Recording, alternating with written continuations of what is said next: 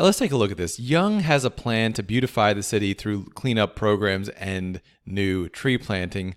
Do you think you'll support Yeung when you vote? And the question is, would Yeung staff want to include that question? And intuitively, we know that they would. We know that the staff wants the poll questions to make Yeung seem more popular. But the question is why? The poll is not the actual election. Clearly, the staff wants Yeung to get more votes in the actual election itself.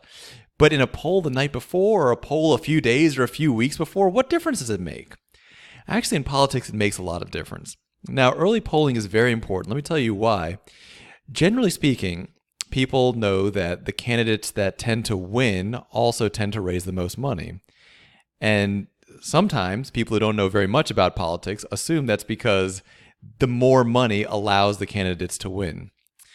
People who actually have realistically analyzed politics, including the authors of the book Freakonomics, have realized it's actually something quite different.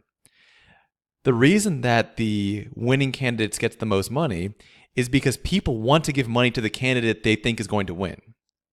They want to back the winning horse. And for some people, it's just that they want the person who wins the election to owe them a favor. Obviously, you want to have the person who wins owe you a favor. It doesn't really matter to you if the person who loses owes you a favor. If you want to get a favor, for example, from the governor, you want to then, during the campaign, donate money to the governor who actually wins the election, to the candidate who actually wins the election. So sometimes it's that, and sometimes it's not so much pragmatic. It's not just about getting favors, but it's more emotional. You want to be backing the winning horse. You want to be backing the winning team. In sports, we often talk about fair weather fans, which are basically people that start supporting a team after they're already winning.